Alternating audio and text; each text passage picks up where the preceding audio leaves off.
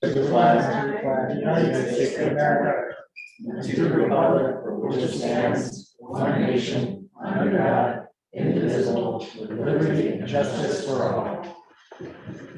Okay. Copies of draft minutes, May 9th and May 17th, and May 31st meetings have been posted on the city website, as have committee reports. We have 5 communications from related to a number of things we'll actually be discussing tonight. And before we get started on department reports, I think Malachi would like to make a statement. Sure. Nice and loud, like, too. Remember, you gotta pick that up.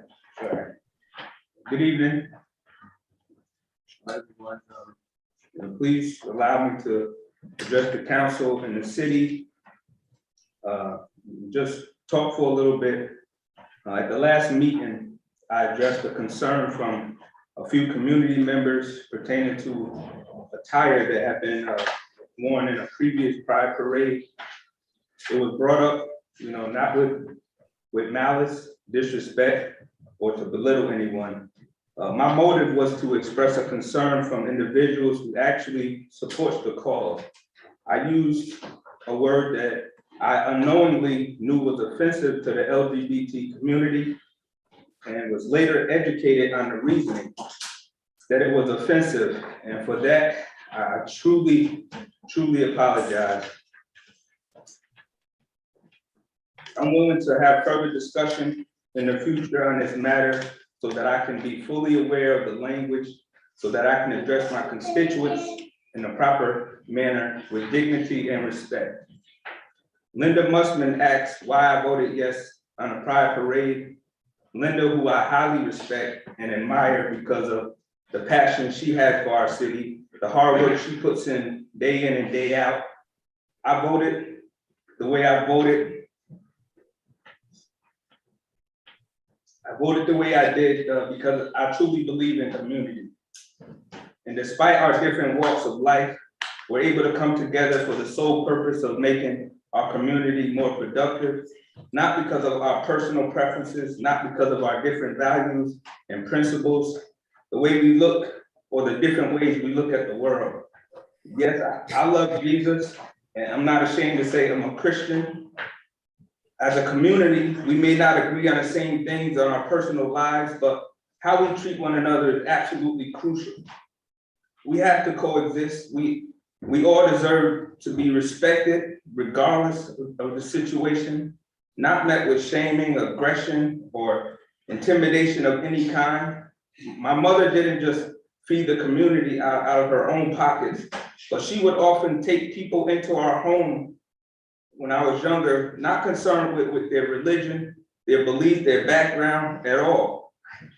If they liked the Jetsons or the Flintstones, whatever the case was, my mother just accepted them. She would often tell us to love everyone, no matter who they were, because love conquers all. I'm not perfect, but working in the community for over 35 years, I've done my best to never change my character because that was very important to me. I treat our homeless individuals the same as I do when Delgado comes to visit. It's never for attention or for show. It's simply who I am. It's my heart's desire that spilled out from my mother. Yes, this is gonna be my last term as alderperson. Coming from a hometown kid who knew very little about politics, but I took a leap of faith to make a difference on a broader scale. Before parting ways with local politics, my desire remains the same. I think that I can sometimes be an overthinker, and maybe that slows things down, but securing affordable housing for our Black, minority, and poverty-stricken people and families, bringing jobs to our locals in a desperate need, and being a part of rethinking and renovating our local parks and playgrounds. I'm going to continue to do my best to accommodate. I would really also like to give a full-time recognition and thanks to the Hudson and Catskill Coalition and all parties involved who were able to secure the back rent for our renters at Bliss Towers. I'm so honored and grateful to be able to witness all of the hardworking organizations and uplifting devoted people who makes our city what it is. They make it function. And who just wants the best for Hudson. I'm grateful to be a part of it. Thank you. Thank you, Malachi. We have another short presentation from our mayor, Kamal Johnson, who will briefly summarize what's happened with the truck route study. Sir Tom, were you going to do roll call? No, there's gonna be. Okay. Thank you. Mayor? Good evening. Yeah, I'm here. Good evening, everyone. This is not really a presentation, but I will give a brief update on what's going on. So I met with all 5 Hudson supervisors, as well as some of the other county supervisors about 2 weeks ago. And we've been having constant conversations about what to do with the truck route. I think the main issue arises with Hall Road and awaiting that decision.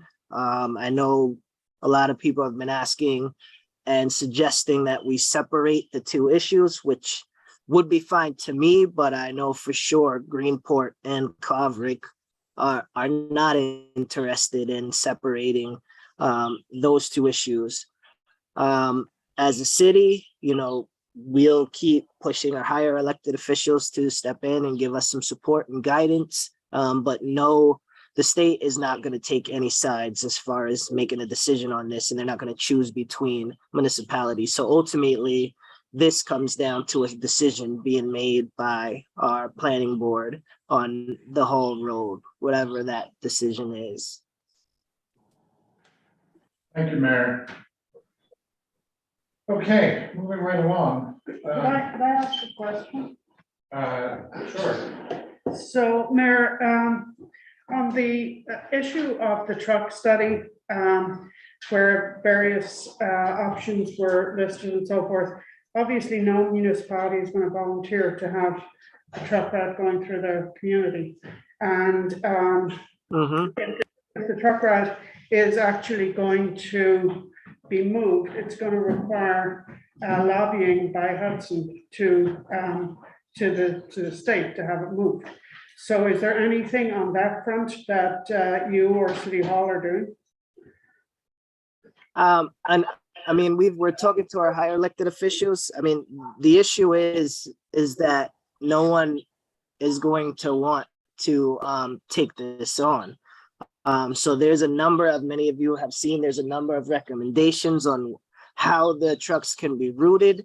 But it's one of those things where nobody wants it in their town. They don't want to inherit the traffic.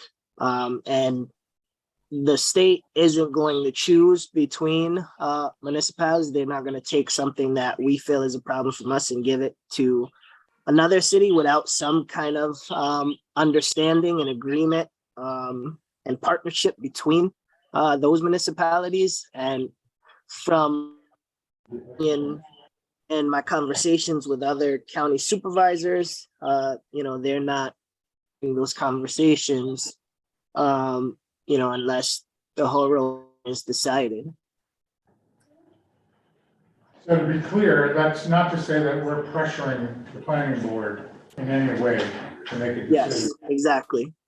It's in their hands.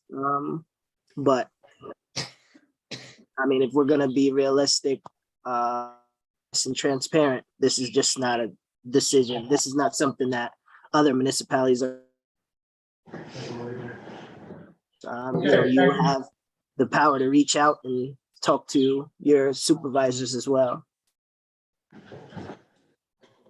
Okay, thank you, Mr. Mayor. So let's get started with departmental reports. First up is York. Shaheem, I think our video has been frozen for a while. What time? Our video, ours is frozen. It's been frozen for the last few minutes. I don't know. Sorry.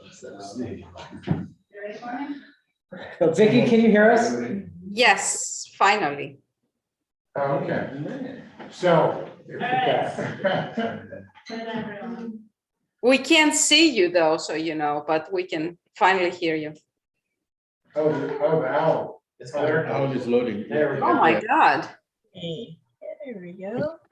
Hi, everybody. Hi, Vicky. Okay, should we start over? Did you hear any of that presentation?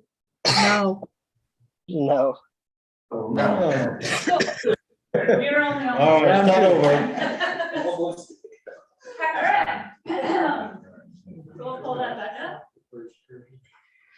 Oh, don't make her do it again. Bridge version. Hey, Vicky, can you hear Liz from where she's standing? I'm wondering maybe Liz, if you should come a little closer. Yeah. Maybe you can stand over here, Vicky. I mean, Liz, Oh, that's. stand over here. There we go.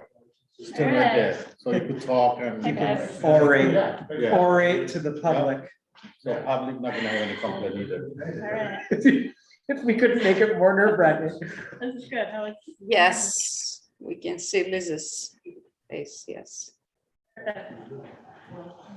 My mouth just got so dry. Nervous. There we go.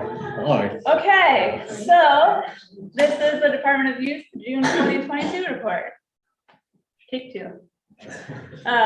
So programs have been winding down. We've only got about 2 more weeks of programming for the after school kids, and then we'll be transitioning into summer camp. Most of our programmers have also started their transition, so they're not coming into the center anymore, but we do still have Rebecca coming from Beautiful Racket and creating music with the kids. They're writing their own lyrics and their own beats and recording them, and they're really sweet. Hopefully we find a way to share them with everybody.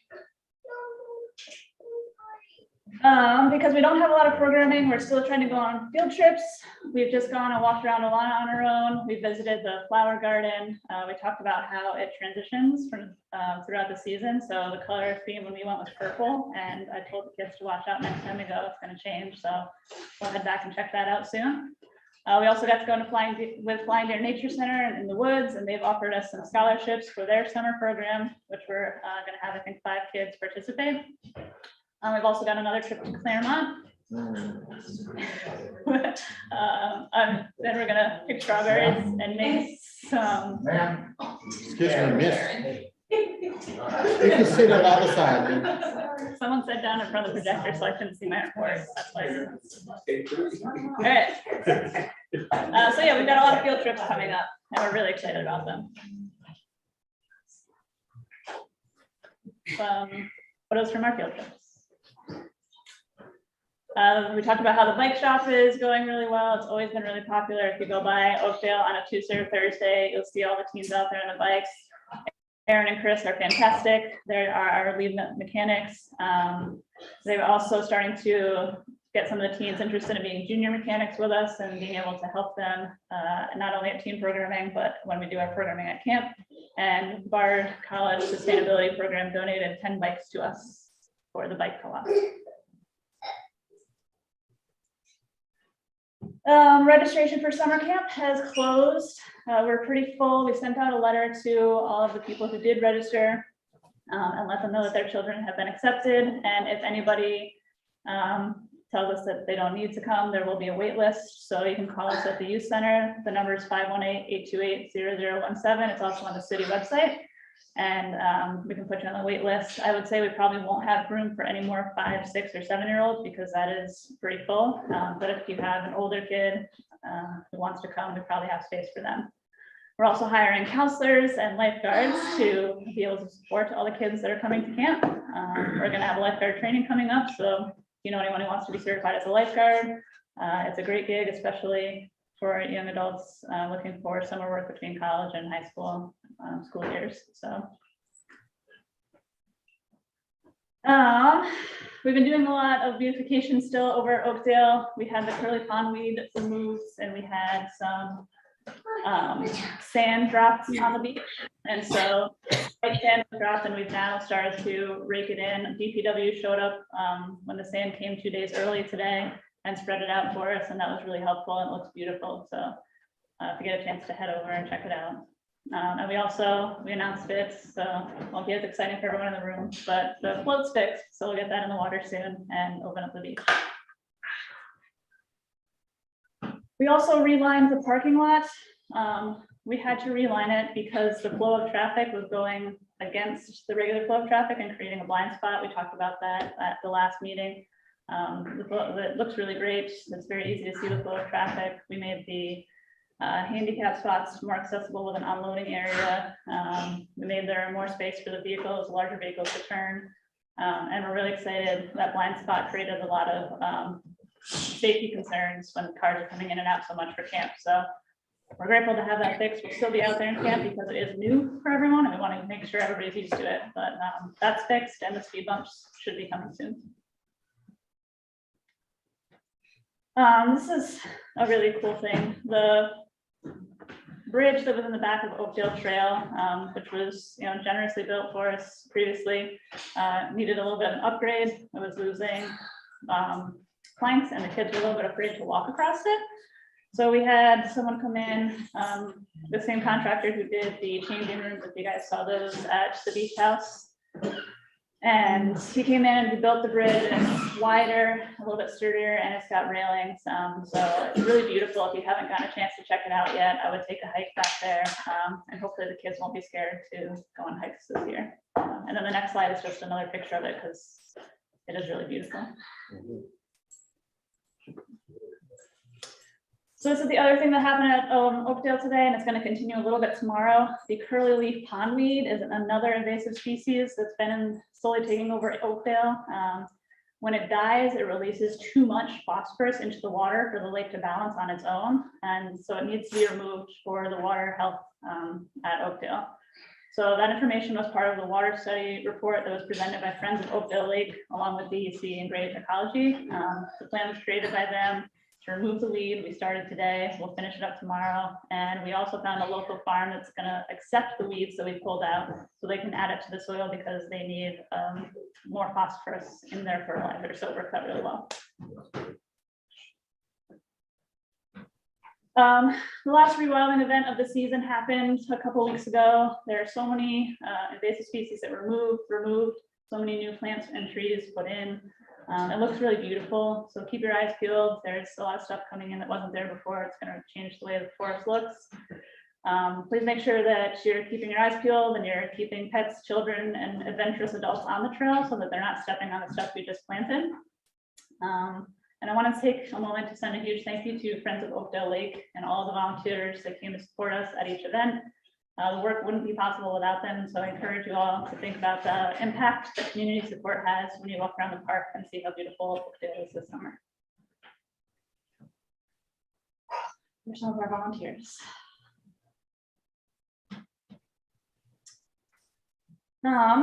This month, the CLC is also coming to Oakdale to work with us on repairing the part of the trail on the playground side that goes down to the bridge where all the exposed roots are.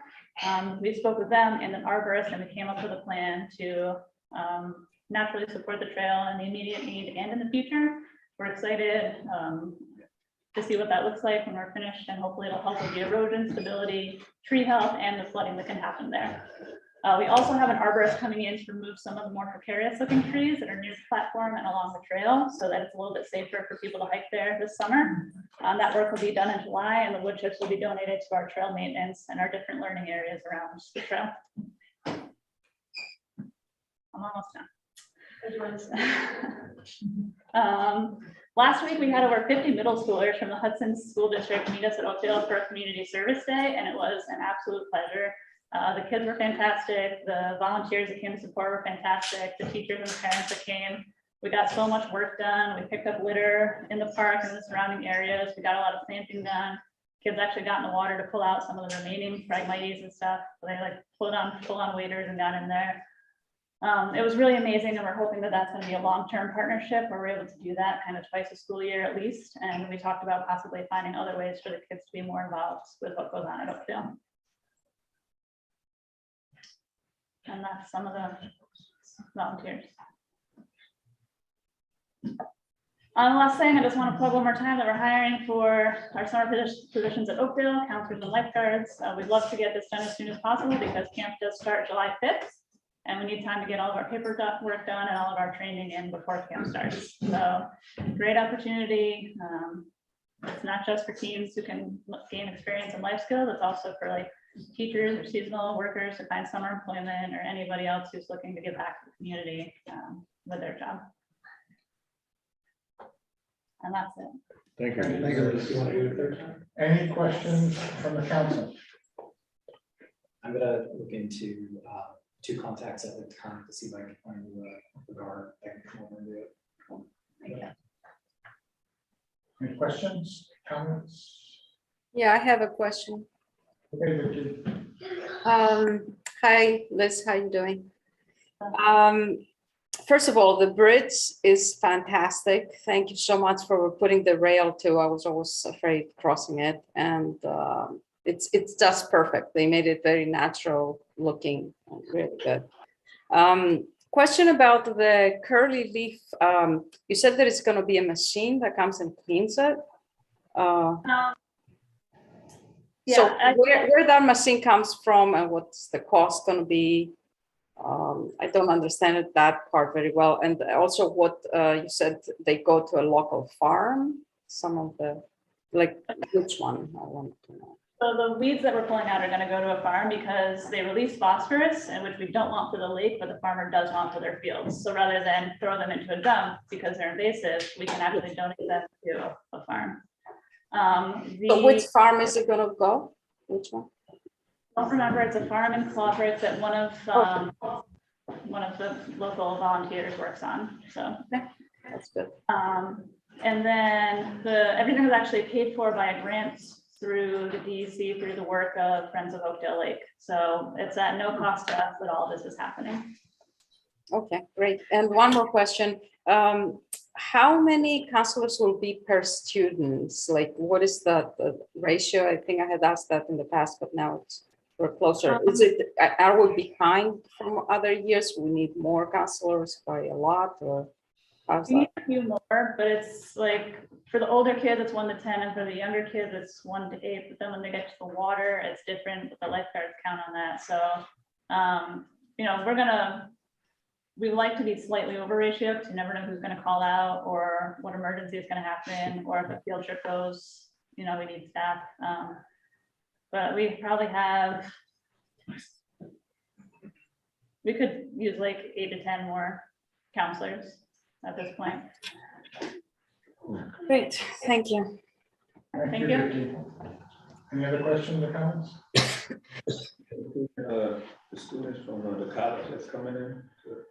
Some of them can't count in ratio because of how young they are. So some of them are counted, but some of them aren't. Okay, thank you, Liz. Yes, one comment. Before making a comment, I'd just like to say that I'm not related to Liz. I don't know her personally, and I'm under no coercion to say what I'm going to say. That Liz York has done more to improve Oakdale Park than anybody has in the last 8 years that I've lived here. She's really impressive. And you know, I don't know how she does with the youth department, but I'm really impressed by her vision for that park and what she's getting accomplished. And if she asks for money for improvements, give it to her. Thank you. Thank you, Bill. Thank you. And I just want to say, like, I'm able to get what I get done because DPW works really well with me because Friends of Oakdale Lake and Friends of Hudson Youth and all the volunteers. So I'm the one who's making it happen, but I couldn't make it happen without those people. Thank you, Liz. Okay, thank you. Okay, I don't see Nia here, so we'll skip seniors for now. And anyone here from the fire department? I hope they're not.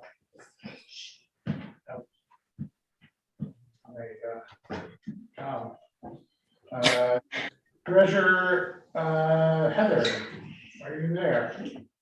I am indeed. Okay. Shane, you want to put up her presentation?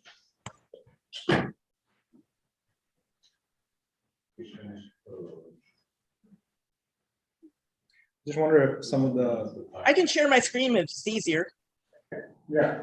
Tom, I was wondering if the members of the public could maybe scoot over to the side and that might help. Yeah, if you'd like to sit, but don't, you can sit all the way over there. Tom, is Heather's report embedded in the list of reports, or is it standalone? Hold on a second. Let's see. It should be in the list report. I mean, you can get in front, but you have to go all the way over. Okay, never mind. It's fine. Okay. Heather, you want to share your screen? Sure. Oh, bear with me 1 second. I gotta change tabs. Okay.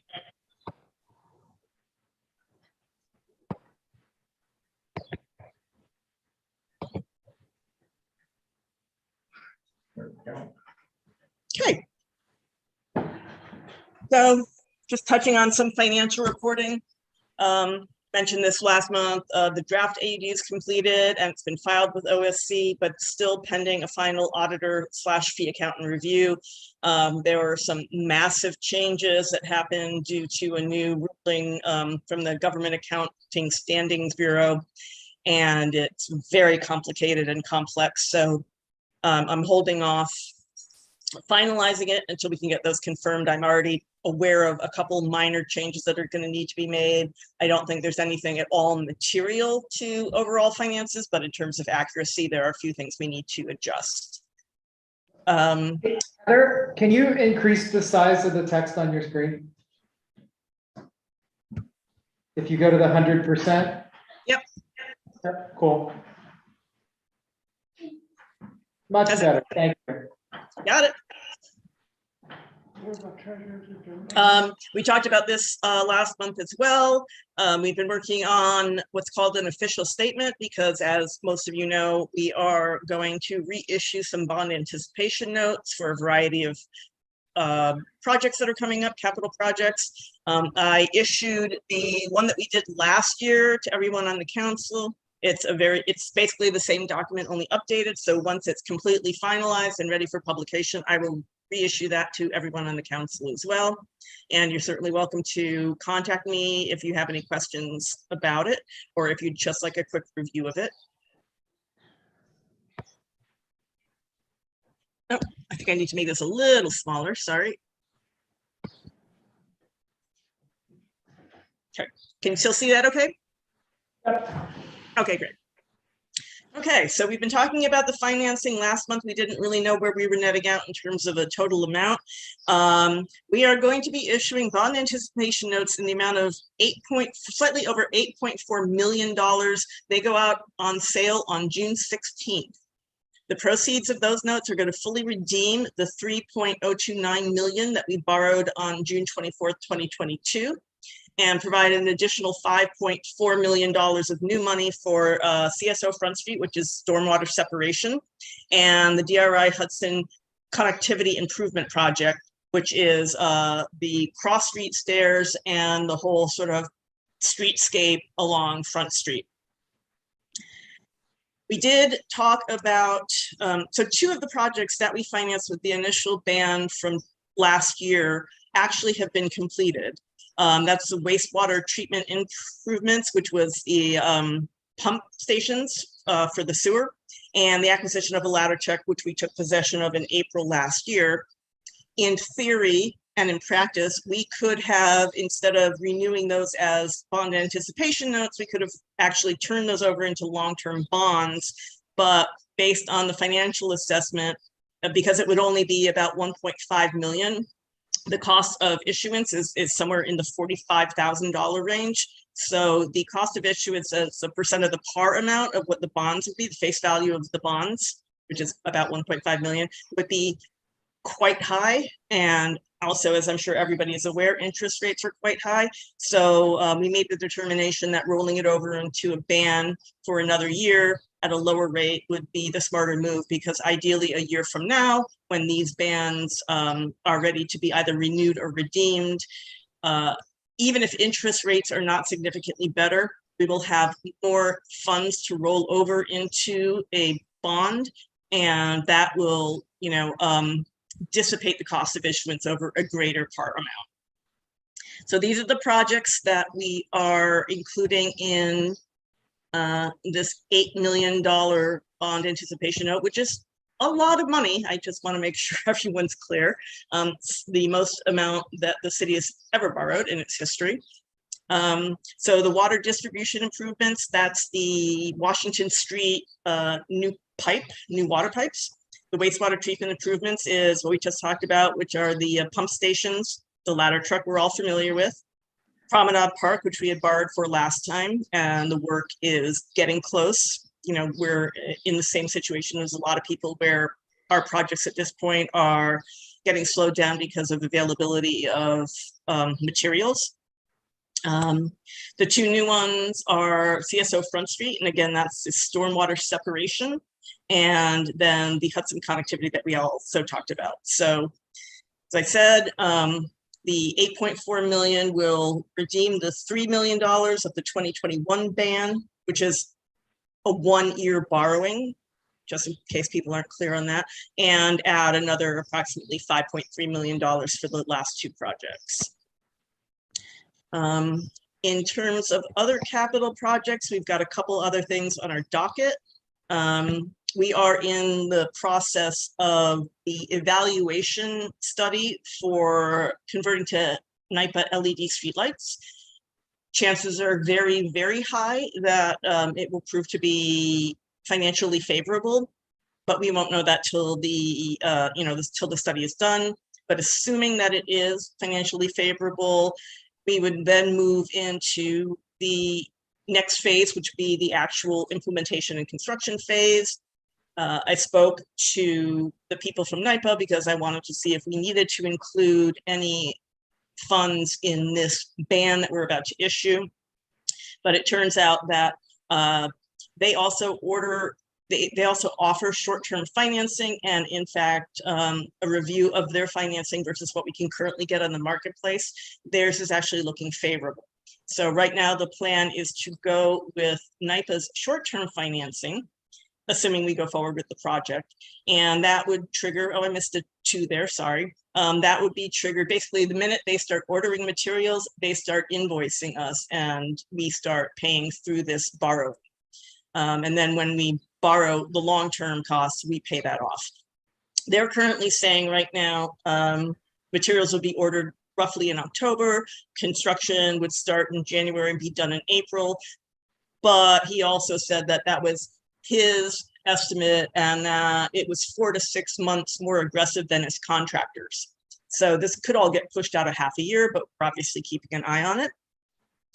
The other capital project that I'm aware of are the ADA improvements to City Hall.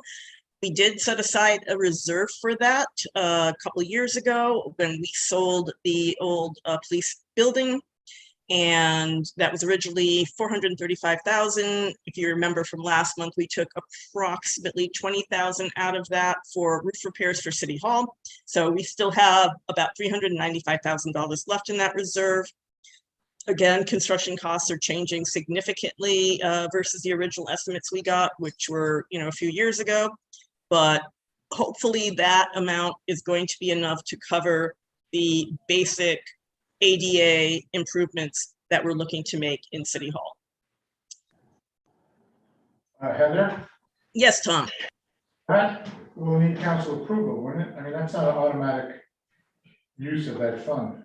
Oh, no, yeah, absolutely. It would need council approval. I'm just saying that's how much money we've got left. So hopefully, I believe the project level, I believe that we were looking at out of the 4 options was somewhere in it was less than $300,000. So my hope is even with the, increases in construction costs that the reserve will be enough to fund it, but we obviously won't know until we get the final person. But yeah, nothing in the reserve can be spent without council approval, and anything that's left in a reserve can be repurposed, but that also requires council approval. Thank you. Yep. Okay, we talked about this a little bit last week, so I don't really have anything new to update you on this, but just keeping this on the agenda that we're looking at, a 2.7 to 2.9 unassigned fund balance right now. So 2021 was a good year in terms of making up for the losses of 2020. In terms of the ARPA funds, we did file our initial project and expenditure report with the state, or with the federal government, no, with the state actually. So out of our first tranche of a little over $311,000, we have $37,000 left, and we're expecting the second tranche of a little over $311,000 this summer. So that's obviously good news. Okay. Moving on to some of the revenues that we like to track on a regular basis. These are actuals through May for various parking revenues. And you can see that we are, if you look at it, if you assume every month is equal, we're about 42% of year to date. And you can see that versus the budget, we're at 41% of total revenues across all 4 parking things, from a low of 36% in parking tickets to a high of 76% of parking and other permits. But some of that is directly related to the fact that parking tickets is just a bigger number, and we had a slightly more aggressive 2022 budget number for that. So it's not surprising that it's a little behind. I think it also tends to be a little cyclical. But overall, we're at 41% versus budget. We're a little below where we were versus year ago. So we'll be keeping an eye on that, but so far it looks okay. And then I looked at just year-to-date comparison. So this is through May of both years. You can see we are a little bit down. January through May of 2021 was at 304,000. We're at 281 for 2022, so about a $22,000 drop, or about 7%. Building permits and fees. Again, we're at about 42% year to date, and you can see that we're at 56% of budget, 51% versus year ago. So the numbers are looking pretty comfortable there. And if we look at where we are year to date comparison, you can see that we're a little behind on plumbing permits, but that's a relatively small number, but we're considerably up, 25% higher than we were a year ago through May on building permits. That's a number based on what seems to be going on here and the various things that are coming in front of the IDA that I am anticipating we will not have a problem meeting. Sales and mortgage tax and lodging tax revenues. So we got our first, I think I talked about this last month, but I didn't actually have it on the page. So we got our first quarter of sales tax contribution, about $529,000. That's 23% of the budget, which is pretty much in line of where the first quarter tends to be. It's usually between 21 and 23%. Mortgage tax, for whatever reason, we haven't quite received our check yet, but we only get 2 checks a year, so I'm sure it will be available for next month's meeting. And lodging tax, this is only through March. Just want to make sure that that's clear. So through March, we're at 71.7%, which is 24% of budget, which is roughly the 1 quarter. So we're pretty much tracking on that. And then if we look at those same numbers on a year-to-date basis, so our first quarter sales tax contribution in 2021 was $466,000. And this year, as I said before, it's $529,000. So it's a 14% increase over a year ago. So that's great, obviously. Mortgage tax we're still waiting on. And then lodging tax, we had a significant increase, although with everything that was going on between COVID and lack of resources, I'm not going to swear that the monthly lodging tax in 2021 was as accurate as it could be. There were also some, the reporting has gotten significantly better in terms of us being able to reconcile month to month. So that might just be a timing issue, because I did look at it through April, and April in 2021 pops back up to like 76,000. So we'll see. Next month will be interesting. Let's see. Operational things. we've been talking about the new finance and tax collection software. We did have a meeting last week with the tech committee chair and our current vendor, who is may end up being a sole source provider for us, just because some of the very specific requirements we have are not things that other providers necessarily provide. We'll still put out an RFP, but there's a very good chance that it will end up being a sole service provider. And we are currently planning on scheduling a presentation to the tech committee as a whole at its June 22nd scheduled meeting. Much like Liz, I'm still looking for staffing as well. We had yet another person who was very excited about the job and then ultimately couldn't take it because of some of the salary issues that are currently in the CSEA contract. We're hoping to get that resolved. I think that'll make a huge difference. So please, everybody, keep your fingers crossed. And I think last but not least, there's one resolution that you will see. I don't know if you're going to see it tonight because I got it in a little late. It's just that we got a fourth quarter 2021 invoice for our lodging tax software, and we got it too late to encumber it and obviously too late to charge it back.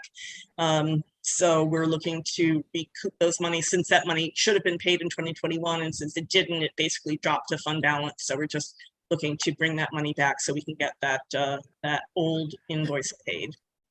And I believe that's all I've got. It says 4 pages, but I think that's. Thank you very much, Heather. Council members, any questions? Margaret? Yeah.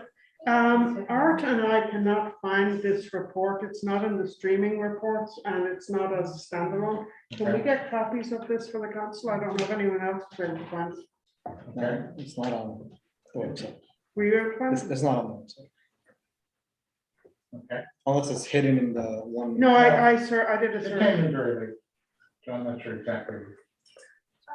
I mean, I can send an electronic copy to everybody. I know Shaheem has it because he brought it up at the beginning of the meeting.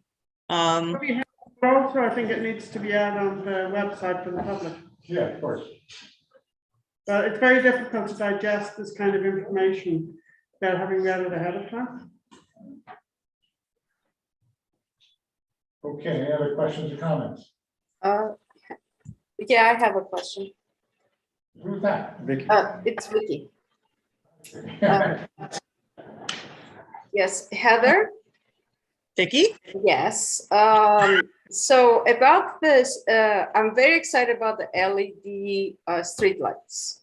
I'm not sure if that was discussed in previous years, but I don't know much about this short-term financing. What exactly, do you have an estimate of how much it would cost, and how maybe you can explain to me this short-term financing, how it's going to work out? Sure. So they're much like when we talk about the bond anticipation notes, which are short-term borrowing, and bonds, which are long-term borrowing. NYPA has its own financing arm. And so there are 2 phases of borrowing, much like bonds and bonds. We borrow short-term because we have to make sure that NYPA has the cash in order to make the purchase of the equipment and all of that. So that's short-term financing, because until we have the end of it, there's no reason to go into long-term financing. Once the project is complete and all the construction is done, then we would turn that into a long-term borrowing. And ideally, we're going to add that borrowing to other long-term borrowings, because basically, usually the bigger the par value, the bigger the amount of the bonds, the total amount that you're going to market with, generally, the more interest you will get, no pun intended, interest by buyers, I meant, and generally, the better interest rate you will get. So we had 2 options. Number one, let's just remember, we may not go forward with the LED thing until we see the final cost appraisal. But assuming we do, and I think we will, the city had basically 2 options in order to finance that preliminary starting to buy equipment and materials phase. We could issue a ban like we did for these other projects. Or, as I said, NIPA offers their own financing. So both I and our financial advisors took a look at what NIPA was offering in terms of their financing versus what we could get on the market for the amount that we think we're going to need. And at this point, it appears that NIPA's rates are actually better than what we can get on the market today. When we get to the point that we make that decision that we're going to go forward with the project, we will do that analysis again and just make sure that whatever rate we're getting is the best rate that we can get, whether it's on the municipal market or whether it's through NIPA financing. Then when that period is done and the construction's all complete, that's when we would go to long-term financing. And again, NIPA does offer long-term financing, but I'm going to bet money that we will be able to better on the municipal market because we should be able to tie that borrowing, other borrowing, thus having a bigger and more attractive offer on the municipal marketplace and therefore getting a better rate. Okay, well, great. So, but everything has to go through the council's approval, right? Absolutely. Okay, good. Thank you. Yep. Any other questions from council members?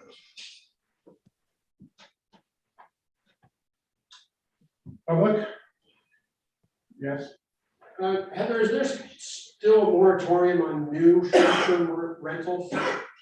I couldn't hear that question. I'm sorry.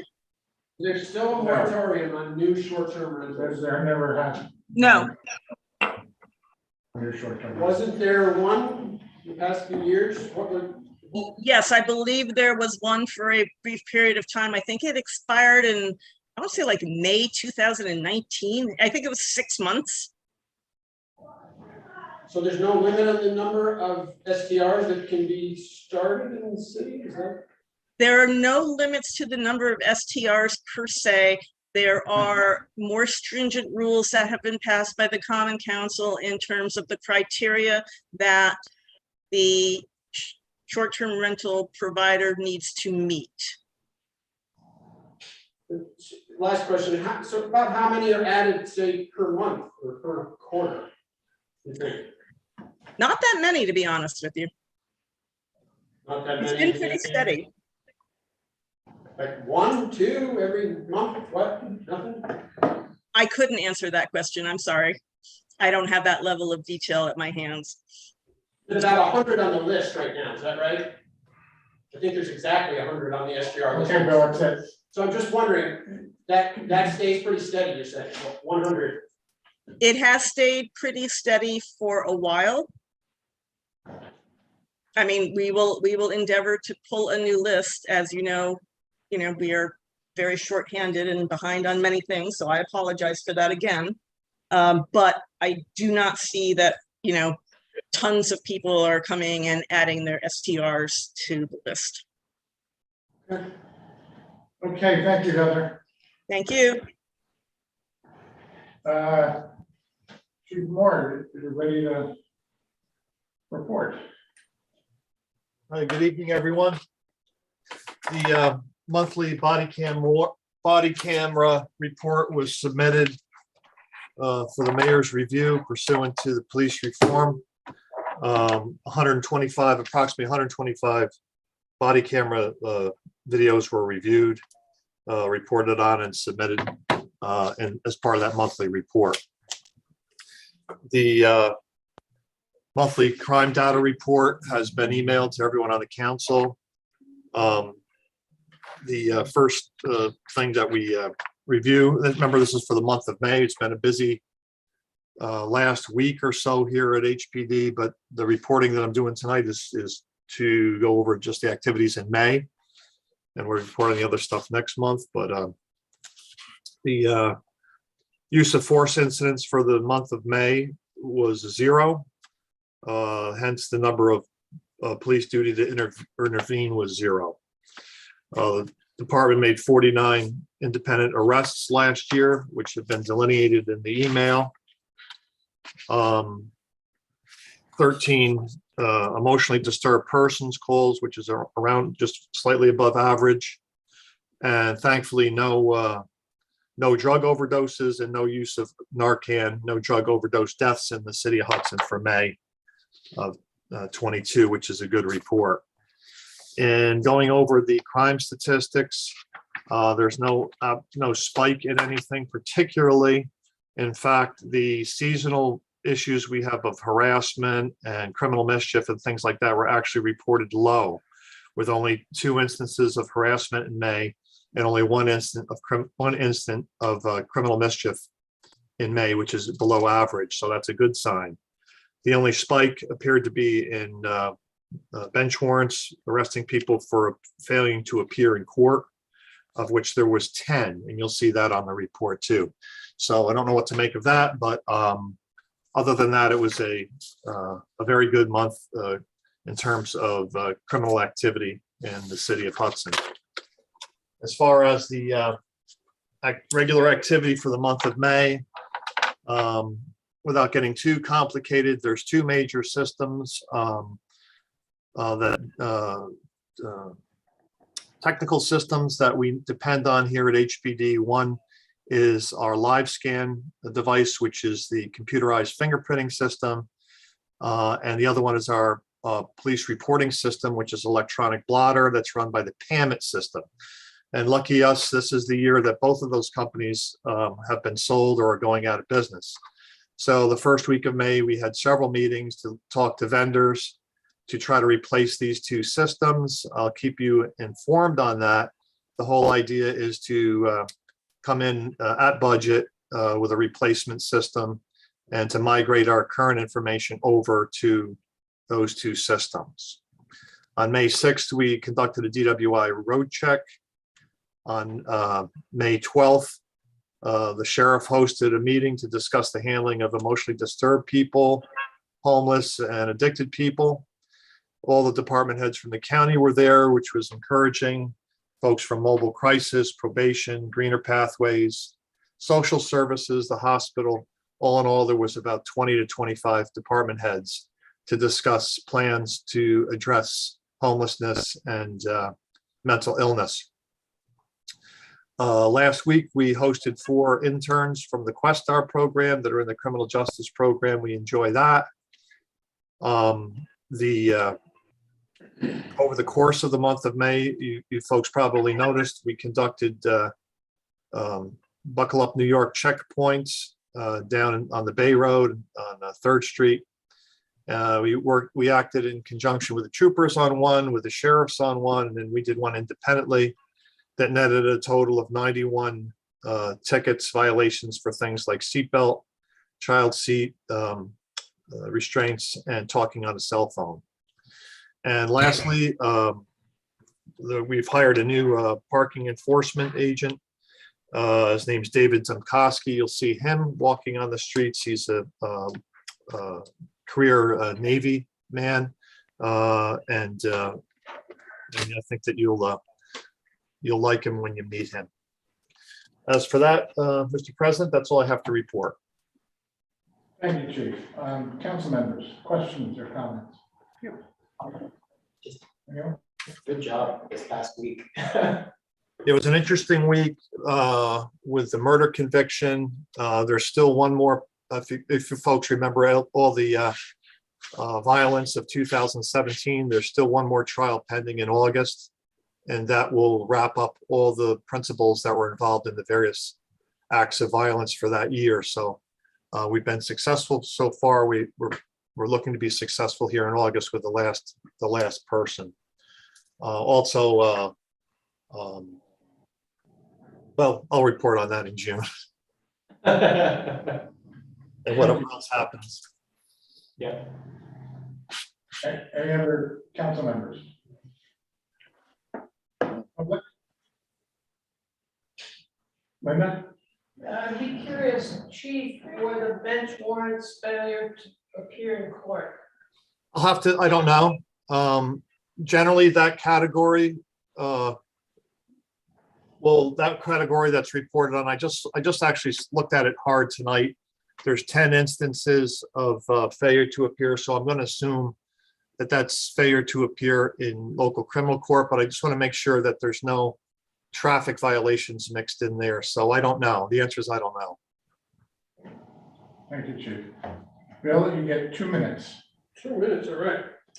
Ed, I was wondering if you knew anything, could you let us know anything about the, in front of the maker, there are 2 parking spaces, metered parking spaces. The curb is now painted yellow. I was wondering if you know about it, can let us know what's going on. Okay, so there's been 2 spots designated from 3rd Street to in front of the maker that will be a loading zone. That was not included on their site plan when they first built the hotel. The problem. This doesn't have to come in front of. This doesn't. Let My him time's short. I want to answer. ask. No, you have to let him answer. Yeah. Yeah, the problem that was happening there is the hotel's unique position on the corner of the truck route and what probably arguably our busiest street. They were discharging, people were legally double parking to discharge.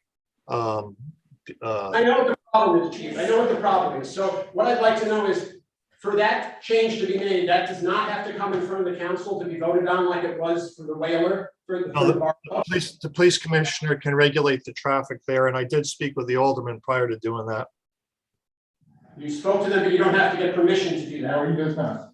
The police commissioner can have establish a loading zone. Interesting. So the other issue I'd like to bring up, and Dominic can pipe in if he wants to, is about the long section of Harry Howard, which is 20 miles an hour speed limit, 24/7, 365 days a year. This is, you can't find this anywhere else in this country.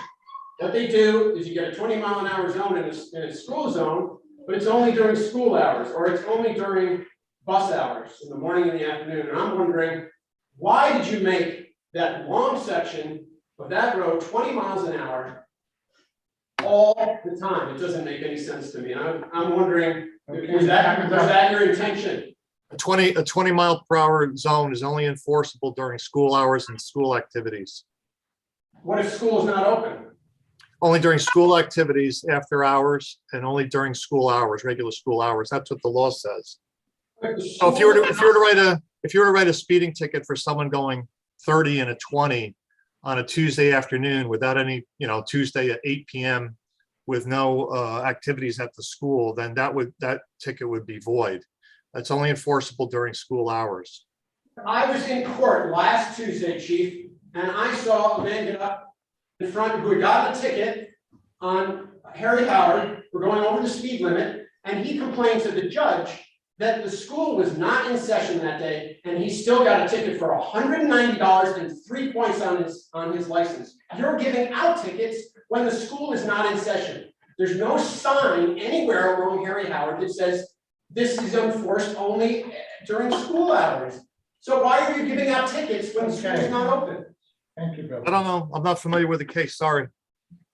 That's not the only one, Chief. You're done for now. Thank you. Thank you. Maybe you ought to talk to the judge.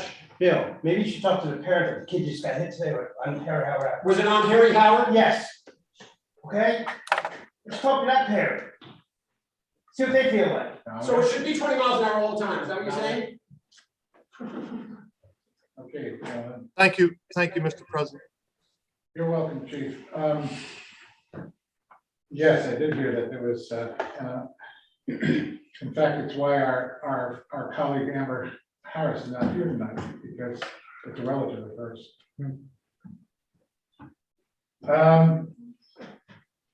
Moving right along. Rob, are you there? I'm here. Can you hear me? Yes. All right, perfect.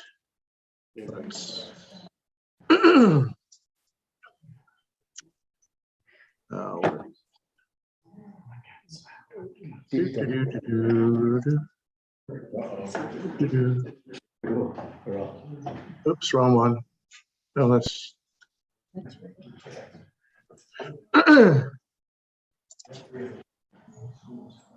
No, I'll take the screen. Whoever's got that can drop it. Thank you. Okay. So septage for April was $34,850. This is what we what we expect on a monthly basis, certainly once it gets warmer out here. We have our annual grit vac truck shows up. And as I discuss annually, there's a significant expense. And this is largely due to the fact that we have a combined sewer system. And even though we have street sweeping that happens 5 days a week, there's still an amount of fine grit that makes its way to the sewer plant and ends its way making it up to the digester. So you can see on the right side, there's bubbles all the way up and down. There's half bubbles in the middle and hardly any on the left. That's because the grit settles out and it starts to clog and cover the diffuser. So we have to drain the tanks. They come in with a vac truck and suck all this grit out, and then we're good for another year. The we had an issue with the primary clarifiers, the chain and flight. So basically, what you have is the plastic things that are laying down here on the ground. They should be on the top and on the bottom. On the top, they're skimming the floatable things into a trough. On the bottom, they're doing the sludge, which is a technical term for poop, back to a cross collector. So in this instance, something hung up and it torqued out and they snapped. So the tank had to be drained down.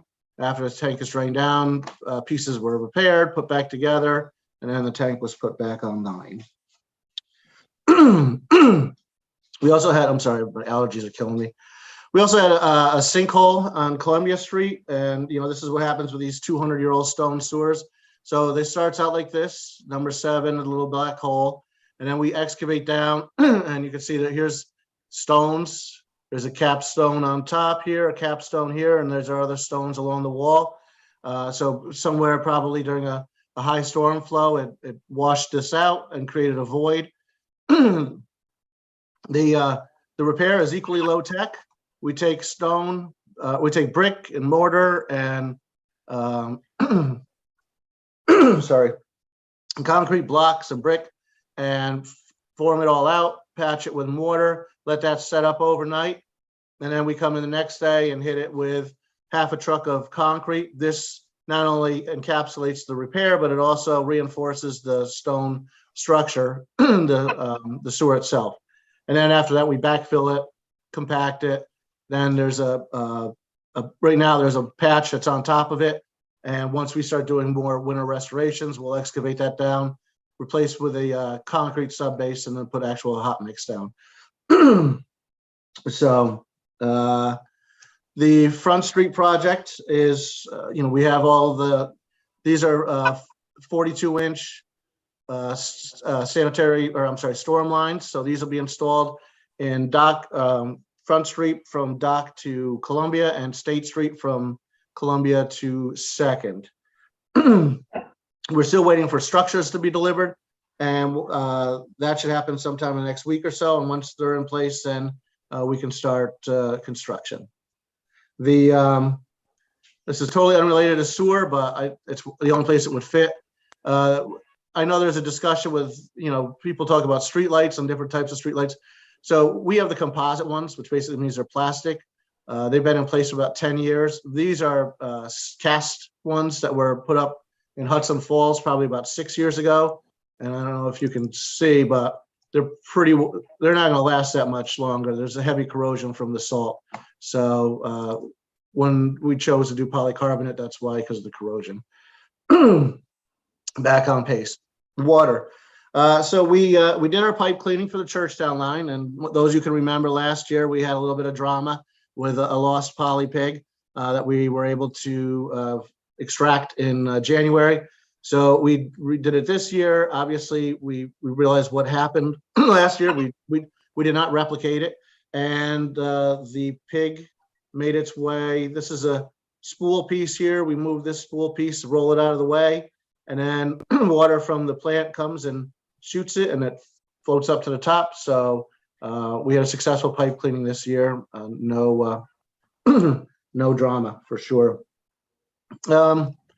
These are just things I like to say, which are just, stupid. There's no fluoride in Hudson water. So if anybody happens to talk like a genius, they're not. Fluoridation is a pretty complex process, and typically only major cities like 50, 75,000 or more would involve this kind of process in there. So there's no fluoride in Hudson drinking water. After pipe, I'm sorry, I got out of order. Hudson pipe. So after we do the pipe cleaning, because it's a pretty violent action, there's still a lot of air that gets trapped in the main. So it looks like a little Alka-Seltzer there for a couple of days afterwards, but then it clears up fine, and it doesn't impact the process necessarily. It's just the air getting out of the system. Moving to Washington Street, this is a section of main that was taken out. This scaling and all this is what's referred to as tuberculation. So this is actually an 8-inch diameter water main, but it's been in place for probably 125 years or so. And so over time, as the water reacts with the main, it builds up this, it's basically rust. And so the internal diameter is no longer 8 inches. It's probably less than 4, maybe 3, maybe 2. So these are why we do these water main projects, to continue to upgrade and provide maximum flow to the city. Also on Washington Ave, here's there was a 2-inch service that had to be repaired. So there's a saddle down here in the hole, this little guy down here. And then this is the corporation stop. So sometimes you'll hear me refer to as a corp or a corporate. That's what you can turn it on or off at the main. Once the main's pressurized, you charge it to here. And then once the service is in place, then you open this up, it's charged to the curb. So there's a sequence to it. The water main is completely installed now. It has passed its bacteriological test and its pressure test. And the Department of Health did authorize us to put it into service. So it is fully charged now. What will happen next is they're beginning to move the lateral services, removing the lead services and replacing them with new services, and as well as doing the new laterals to the curb. So that's the second phase of this project. And it's, they've just started it a couple of days ago, so it's in the early stages. This is a section of this actually on this side over here where the gentleman's facing is where the city of Hudson finished off when we installed 12-inch main. And this over here is what the contractors installed. So they made it up with what we left off. I think we finished this section maybe 2 or 3 years ago. So it's a little hard to, I don't want to mess around with it, but it's actually, this is down, this is up. Just a little anecdote. Here's a curb, and this is what's referred to as a curb stop or a curb shut off. It's got the little, you see these throughout the city. In this instance, it was underneath this piece of slate here, so you couldn't see it. There was used to be back in the day, there was the old landlord trick where if he didn't, he was delinquent on his water bills. So if this was long before they used to re-levy on the property taxes. So they would actually, threaten to shut someone's water off. So they would bury the curb stop so that the water department couldn't find it. A little bit of, shifting this, I guess. What are you gonna do? We have this is the final construction of the float to deal with the water chestnuts out at the reservoir. We had a contractor 1 year. We tried some other kind of techniques for a couple of years. Really nothing seems to be working. So this is something that we've built in-house. It's based on a model that's used at some of the local boat clubs. So it basically gets put in the reservoir. This, I forget, it's not a sith, I forget what it's called. Something bar, I can't remember right now. Anyway, it goes under the water level and a little motor here has it go back and forth, and it chops the heads off and separates the heads from the vine itself that's underwater, killing it for this season at least. So that's that. Just on a side note, we're starting hydrant flushing tonight. And like other municipalities, we do it at nighttime because that's when most people are asleep and most people aren't using the water. The reason we do this is because we will flow 500,000 gallons tonight, and all of that will agitate whatever's been built up in the water mains over the last year. And it's just a discoloration. It's cosmetic. It's not health. It's not like it's a health risk, but it's going to have, it'll look brownish yellowish. So what we do is we flush it. in the middle of the night and then let everything run clean. And then we'll do the same thing. We do this over 3 nights. We do 3 different sections of the city in a row. So that starts roughly about 10:30 tonight, and they go till about 6:30 in the morning. DPW. So this is, the 3rd Street. Maybe I could try it this time. So this is kind of a little cross section of what is going on down there. So the crumbled concrete is removed, and we're excavating a couple feet down. And so you can see this section here where it's been cleared away.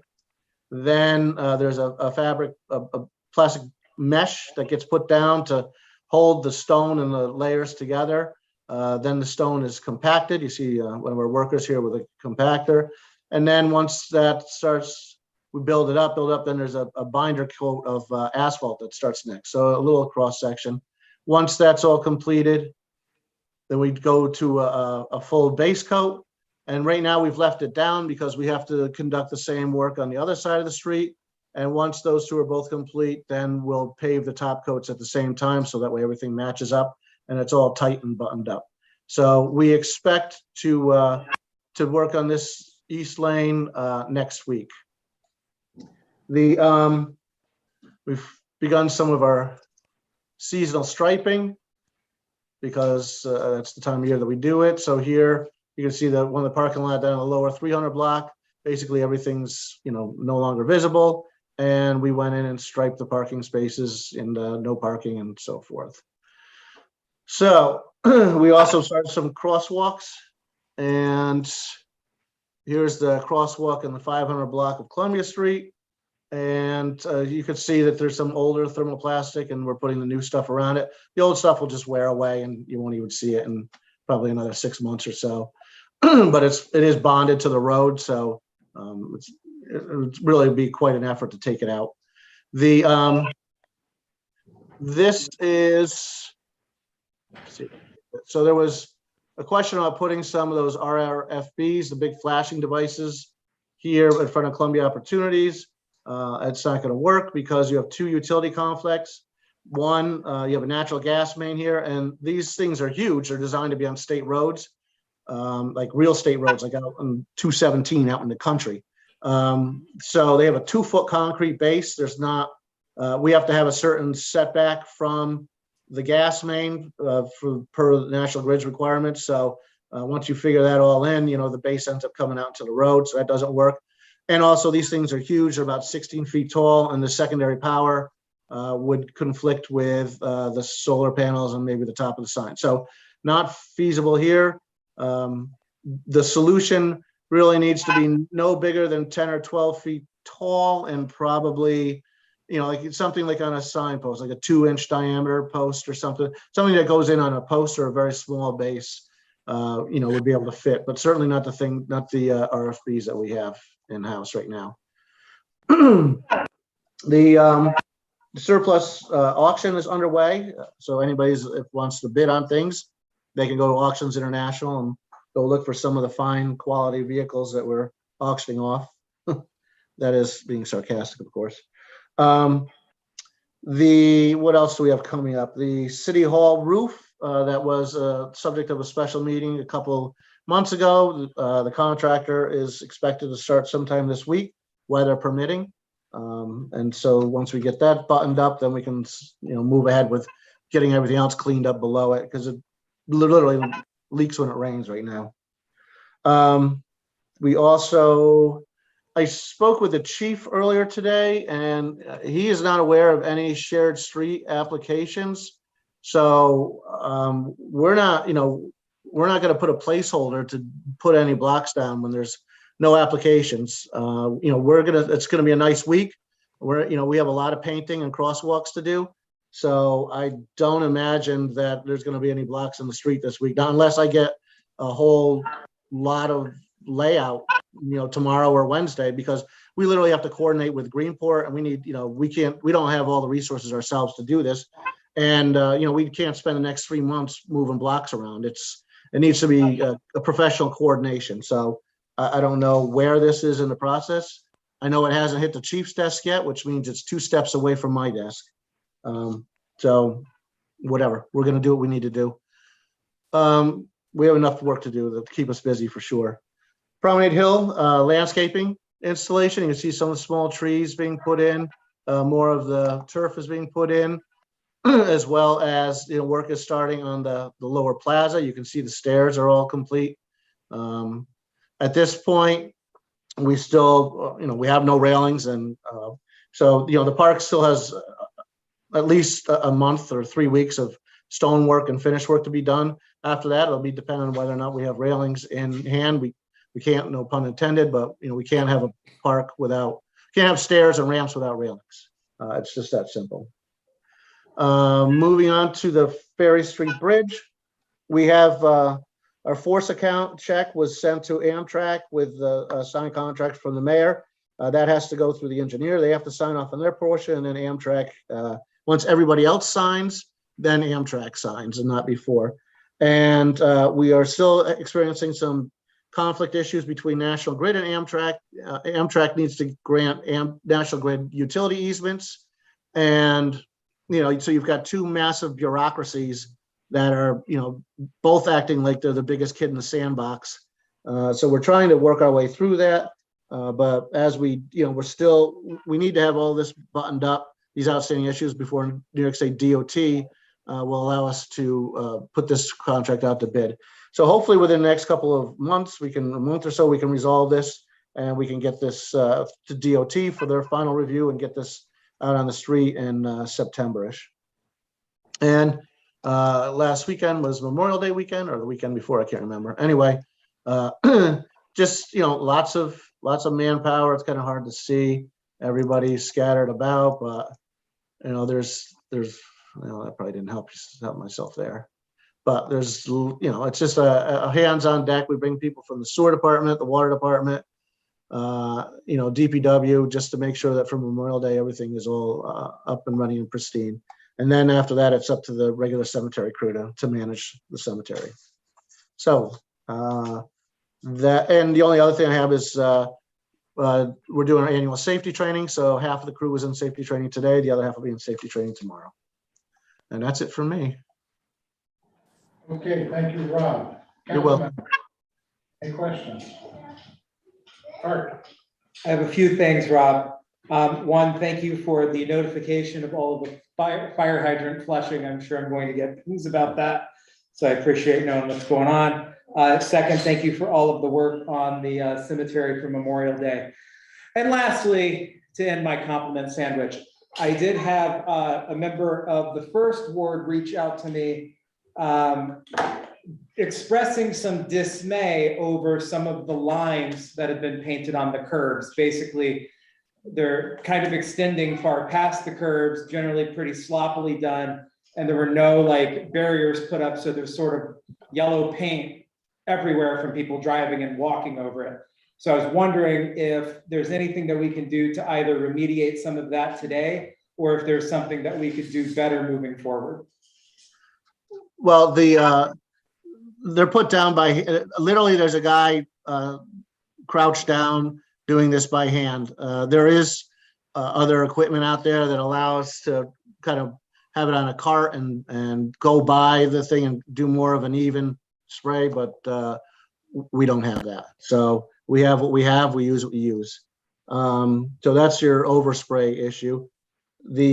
As far as the extending beyond, I mean, they usually go a couple feet on either side of the driveway just to kind of help designate it and clear, because the orange paint on the driveway gets run over. This isn't the heavy duty paint like you'll see on a crosswalk. It's not thermoplastic.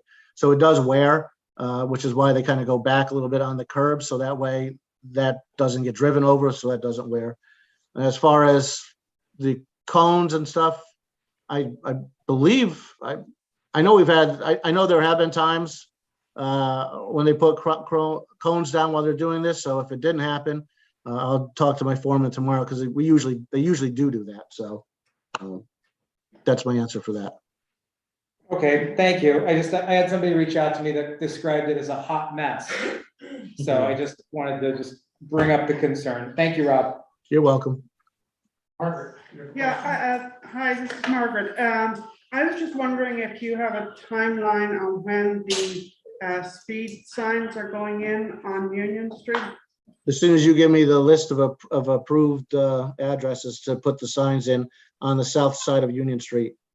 I was not aware that we approved things. I thought that that was up to the city or to the police department and to DPW to determine where they wanted to put the Well, sign. DPW did make that determination, and the DPW employees were accosted very, very verbally. My clerks were abused, my crew were abused by many of the neighbors that felt that they were not involved in the process of determining why a speed limit sign was going to be in their house, and to the point of being extremely rude in some situations. At which point, that's why we handed it off to the elected officials to go deal with the constituents and find out who would accept the speed limit sign in front of their house. And as soon as I have that list, we will put it right on the calendar and get those signs installed. This is, Be quiet, though, please. Sorry, Margaret. I was not aware of this. I had asked for a list of the addresses, which I may have gotten them from you, where you were proposing, so that. That's correct. And I said, so if anybody contacts me or they have any questions, I have this and I'll be able to speak to them. But nobody has called me or written to me asking, other than there was one person that I responded to months ago, but nobody has expressed any concern at all to me or to you, Art, on Union Street. So we're not outreaching to anyone. I have the list. I haven't been outreaching to anyone. And honestly, I don't see how it is the role of the residents to decide where a speed sign needs to go. That should be determined on the basis of when you're turning left, this is where it needs to go because you're changing the speed. That's a determination that should be made by the police department. It's not, I know that there's a cone outside my house because I'm on a corner. Whether I like it or not, I actually don't care. But even if I did care, I don't see that I have any right to object. So I don't understand. I was not aware that you were waiting for anything. Yeah, well, I don't disagree with the fact that, they are chosen based on the fact that they're either above or below an intersection. So that way it's reasonable once the person enters the road that they're aware that they're in a street with a lower speed limit. See it and they will know to slow down. I understand completely, and that's what we did. We based it on what's done as a matter of best practices, if you will. But there was a lot of, people in the lower blocks said that they wanted it in front of their neighbor's house, not in front of their house. They didn't want it anywhere near their front door. I mean, if it's the word of the city to just go through with where we think they should be, then I am more than happy to do that. But there was several people on Union Street that were extremely vocal to my staff at various levels, and they're not going to take that kind of abuse over something that was requested.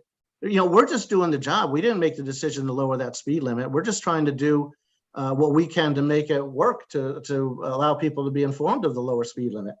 We certainly don't need. Rob, is the chief still on or has he left? Here I am.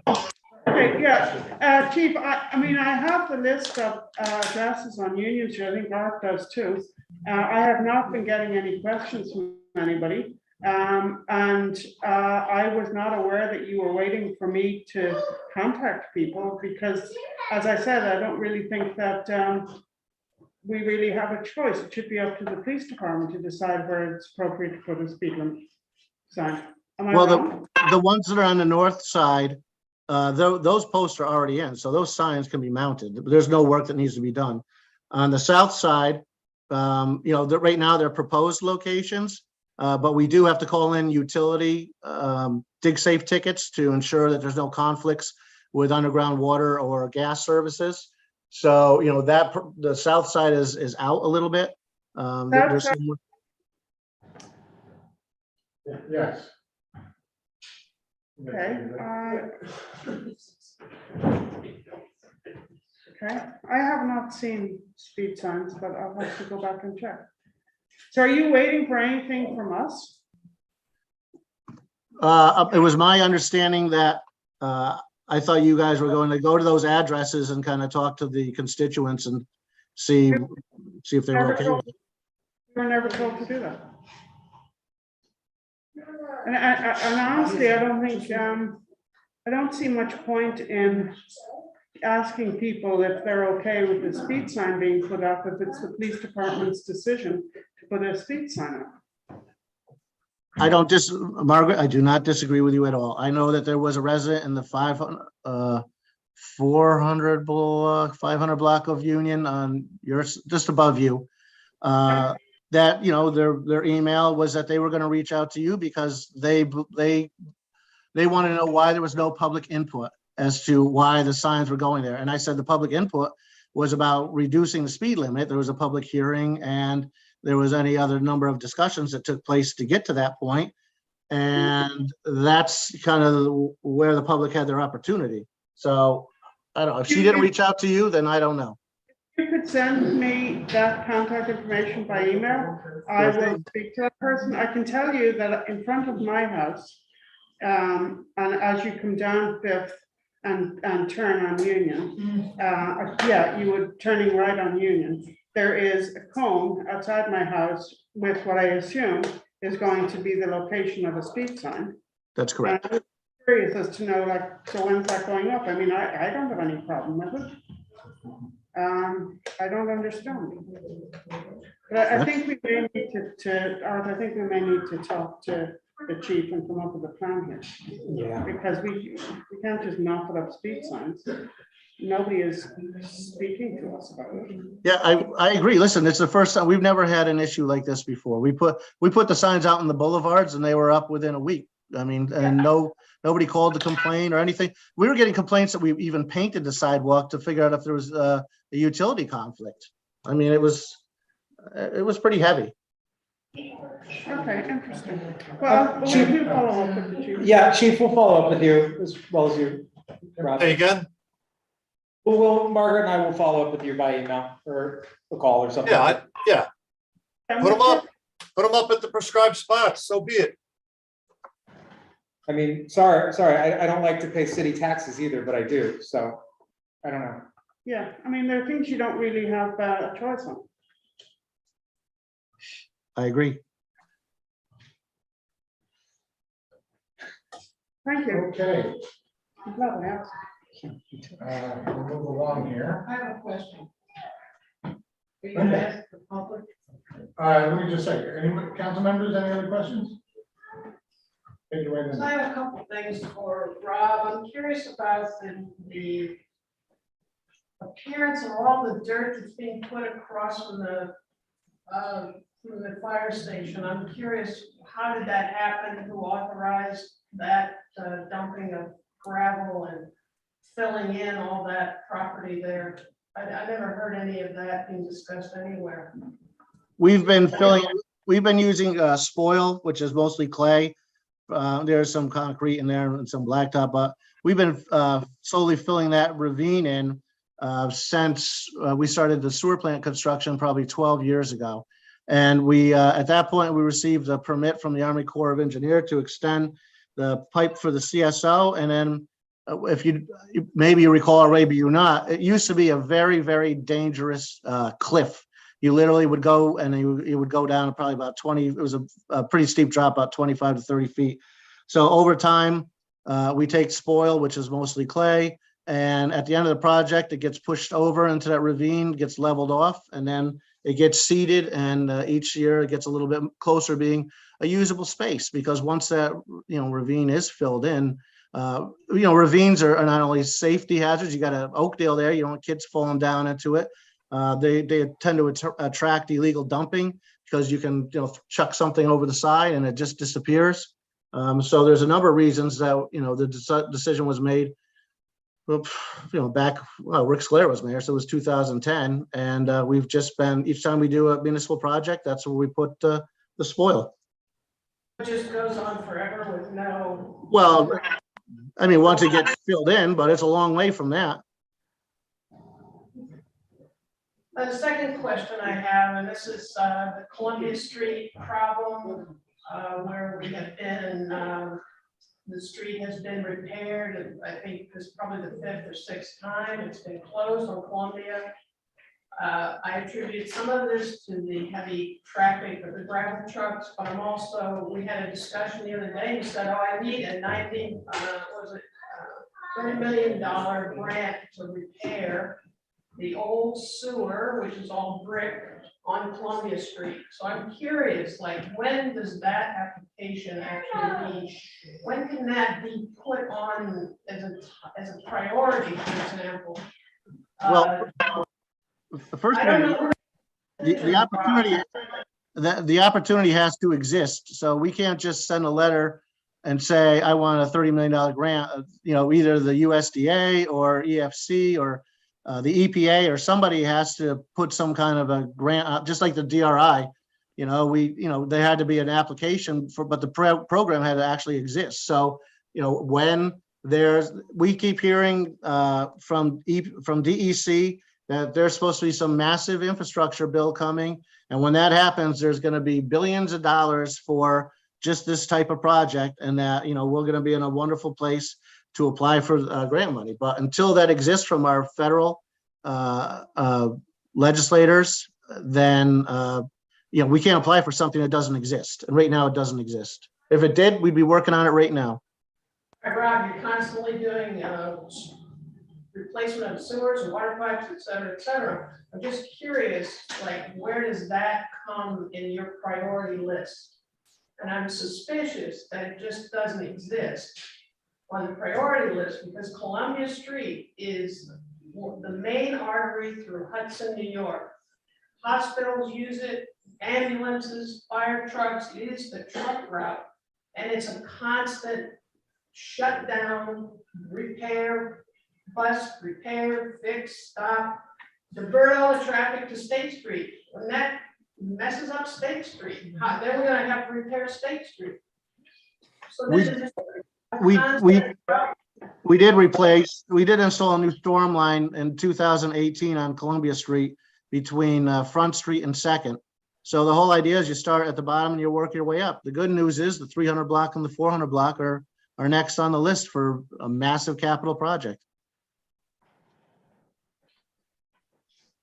That's the end of my complaint. The fourth ward, Malachi, and the other fourth ward aldermen never speak about what goes on in the fourth ward around truck traffic, damage to the street. And I'm here to bring it up because it's a constant chronic problem that we need to remind the city, Mr. Ferry, that we need to address some of these issues because it's a chronic headache. We just shut down, okay, divert all the trucks out of Hudson for those days when DPW has to work. They do it for Flag Day. Put some of the traffic on Union or down Warren so people understand that this is a really unfair situation where we're asked to support all of the trucks on the north side of the city when Columbia is shut down. And all of the infrastructure on State Street then becomes at risk because of the heavy truck traffic. I'm talking about not just Colorado's, I'm talking about septic trucks, Walmart trucks, all of the delivery trucks that then are diverted all over to the north side. And it's really unfair to the people that live on the north side of the city to bear the burden of all of this headache that's happening on Columbia because the sewer is made out of brick. Am I correct, Rob? Disappeared. It is brick. It's not plastic. Rob, you're muted. Oh, it's made of stone, the same thing the Romans used. All right, so that's what we're up against. So we gotta put on our togas. Thank you. Thank you, Linda. Any other questions? Okay, Bill, keep it limited. We got 2 minutes. 2 minutes, starting, Rob, quickly, what's your feeling on the truck route running through the city? Like, does it drive you nuts? Do you care? I have no opinion. You have no opinion about the truck route through the city? No, I don't. You said, Bill. Okay, that's interesting. Why is it interesting, Bill? It's interesting to me, just, it doesn't. I'm interested why you're interested, Bill. So, what I'd like to talk about is also has to do with trucks. She'll make a comment. Third Street, you're still working on it. Next week, you're gonna finish up the southbound lane or the northbound lane next week. Your plan, DPW's plan, is to redo the entire South Third Street from Allen to Warren, is it not?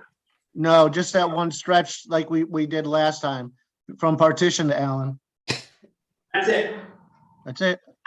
You're all done. No more problems with that street. Everything's fine? Well, we'll come back to anything else that arises afterwards. There's a section just south of the section by Warren Street that's failing. It's crumbling and coming apart. That's not a problem? Oh, we'll get to that.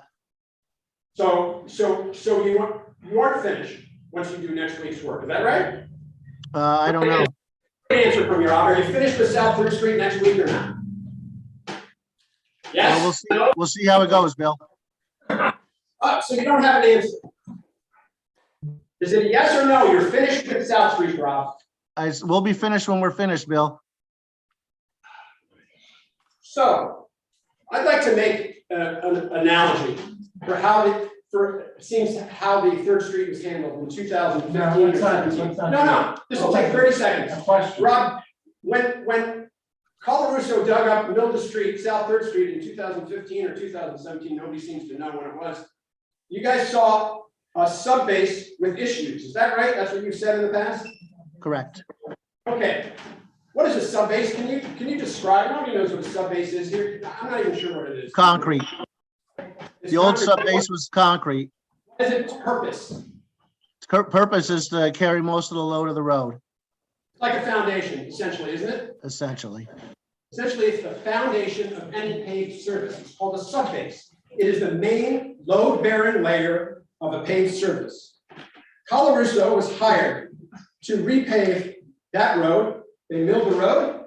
They found a bad subbase, a bad foundation, and they did nothing about it. It wasn't in their, because it wasn't in their contract. The contract was for them to mill. The contract was for them to mill. Bill, you gotta listen, brother. Let's move beyond the contract. Bill, you're way over 2 minutes. No, we don't move behind the contract, because in the grown-up world, you have a contract with specific terms and conditions. And in this instance, they were supposed to only mill down 3 to 4 inches and replace that 3 to 4 inches. They weren't there to do a road reconstruction project. My analogy is, if you were to rebuild a house and you realized that your foundation was bad, but it wasn't in the contract to replace the foundation, would you build your house anyway on a bad foundation? We went and we patched the subbase. We went and put extra binder. We went heavy on it to try and hold the subbase together, and it held together for probably 7 years. You built a road on a bad foundation, and we're paying for it right now. Yeah. Okay, moving right along. Now we can get to our resolutions for the night.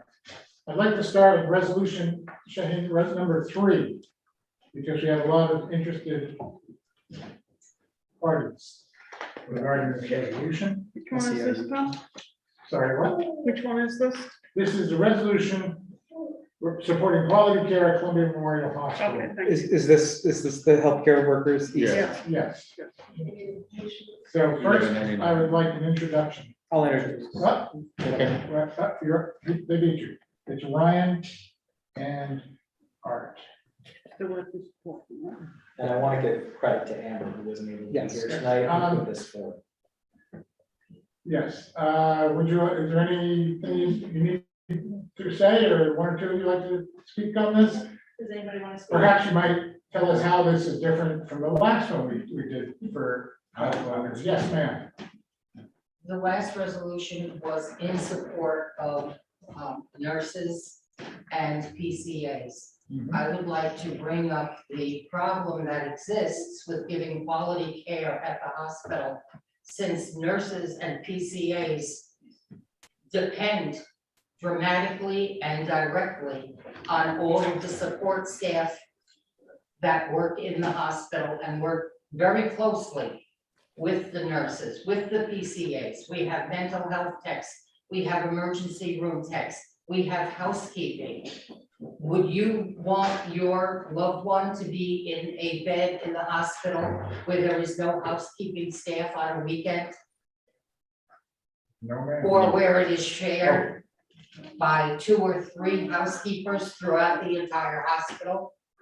We depend on the EKG techs, we depend on the phlebotomists, we depend on the X-ray techs, we depend on the, all of the techs. We have the OR techs that are multi-specialty techs.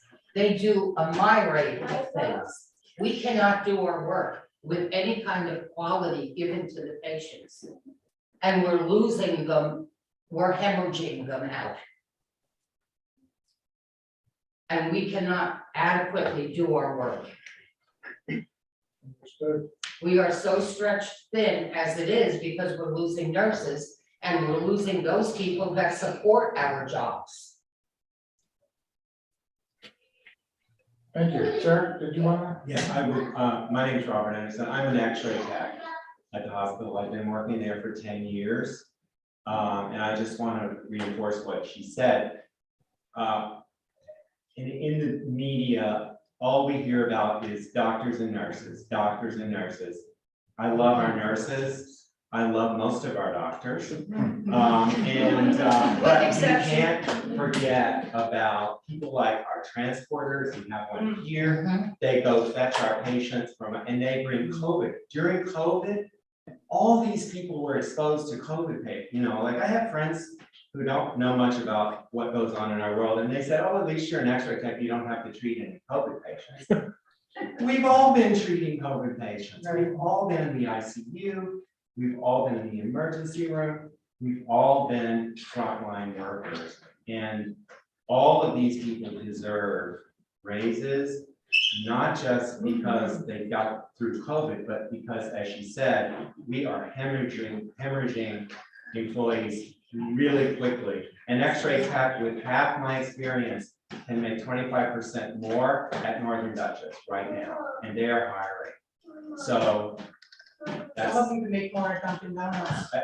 That's true. Yeah.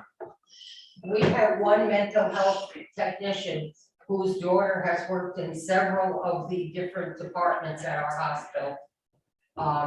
In food service, as a monitor tech on the second floor, the art floor, who was just offered a job at Oak, which is one of your new restaurants, for $22 plus tips. That's more than she made in any department in the hospital that had direct impact on how the quality of care was given to our patients.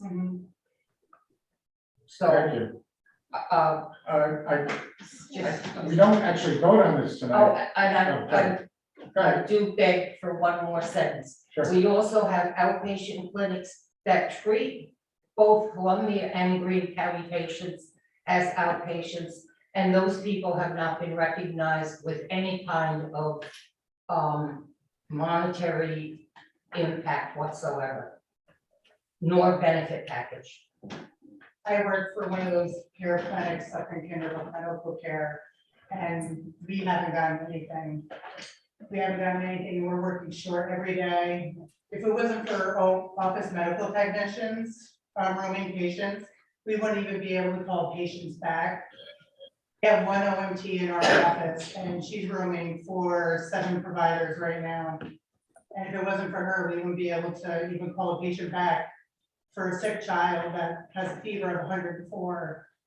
So it's sad. It's very sad.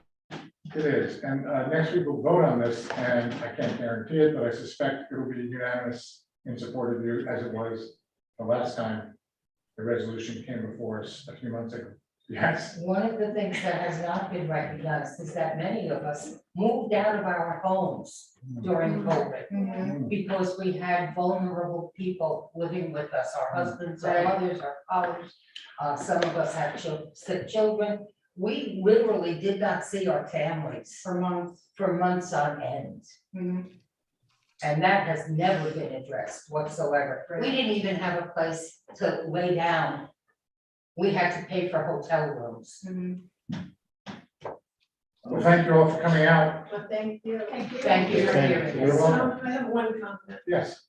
As I sit on the county, excuse me, the wait time for the ambulances to become a serious problem. And I think that really needs to be understood in the community, that they're waiting for hours sometimes. We also have the problem in the unit secretary positions. We have hours where we're not able to get patients out and we're in a jam. Yeah, so this is a big problem for the community. I don't think the community really understands what's going on, and I'm totally sympathetic. I think you should reach out to us at the county and state your case as well. Going all through the line of workers that we all depend on, we're all interdependent. After a certain hour, we don't even have a switchboard operator nor an admissions clerk. You call it hospital, you talk to a computer now. Yeah. There's no help. And if we're admitting a patient at night, we have to call an outside line to get someone who's contracted. Some of us are working 12-hour shifts without any type of coverage at all. They're shutting down clinics. They're shutting down nurse physicians that are not able to recruit They're help for shutting down us. clinics. We're working without breaks. breaks. I mean, it's getting really bad. What we keep on hearing, and I love this community, my children were born and raised here. I work at another hospital and I make 3 times where I make here. So I just want to say something. My name is Kim Lyons. I'm the organizer for all the great workers at Columbia Memorial Hospital. First, we appreciated your support for the last resolution. Thank you so much.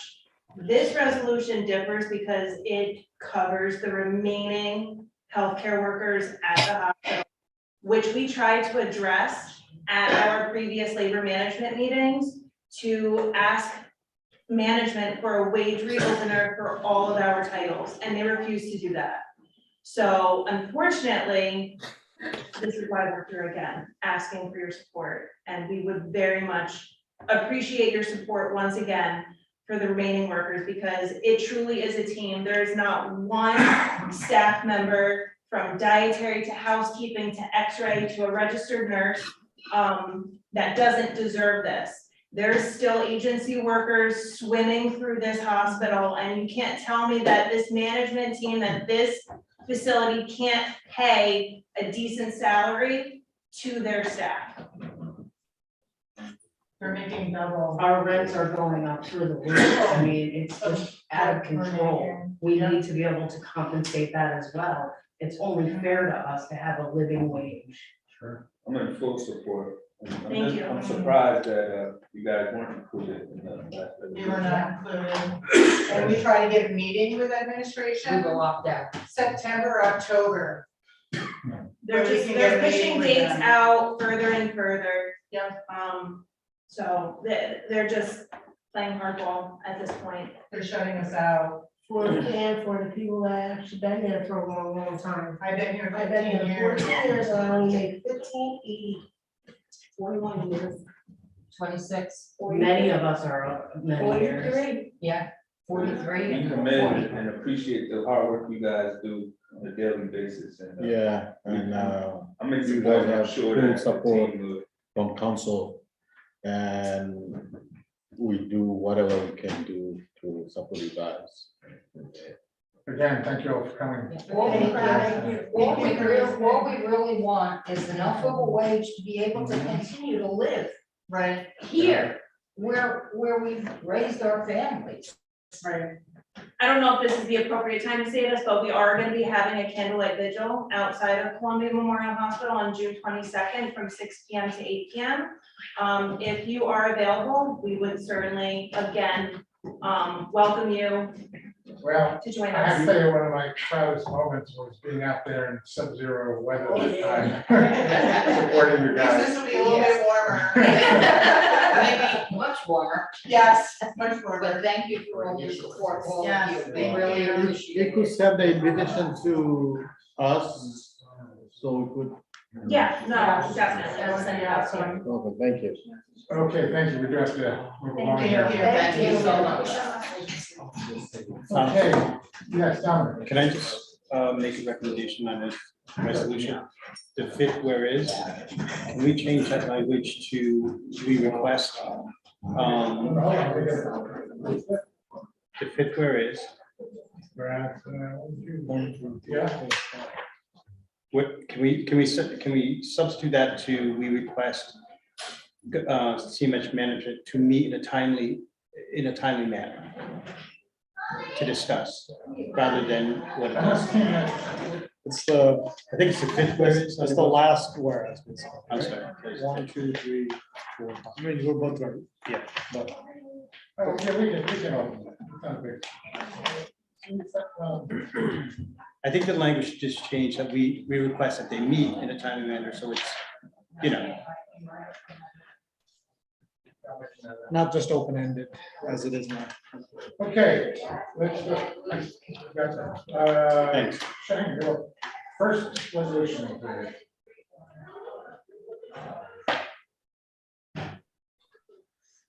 Commissioner Deed's resolution, do I have an introduction? Dewan, a second? A second. Art. Next resolution is accepting a donation to the fire department from the Gagans. Can I have an introduction? Dewan. A second. A second. And going to number 4, a senior center donation for $400. I'll introduce. This is from. Issue donation. Anyway, who was this first? Brian, introduced, I'll second. Ronnie and Art. The 5th resolution authorizes the mayor to apply for and receive funding under the 2022 Community Development Block Grant Program. This is for a grant we're going for at Oakdale.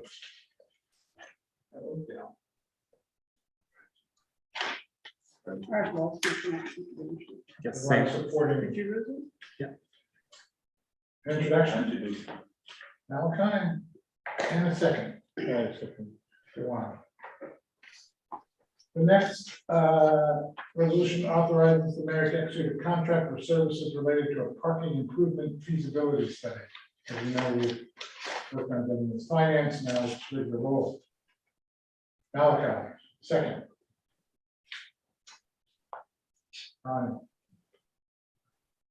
Next resolution has to do with reporting, correcting the reporting to the retirement system.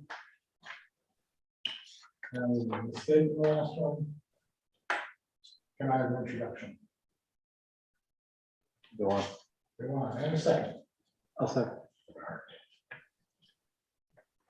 The next resolution authorizes the mayor to execute contract amendment with Lacey Taylor Riley Wilson.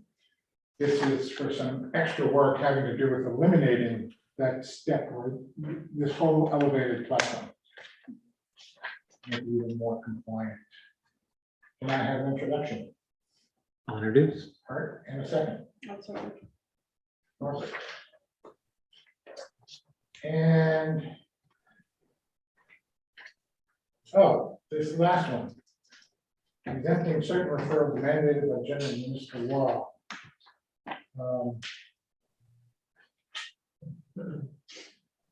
Maybe, Crystal, can you speak to this a little bit, just to?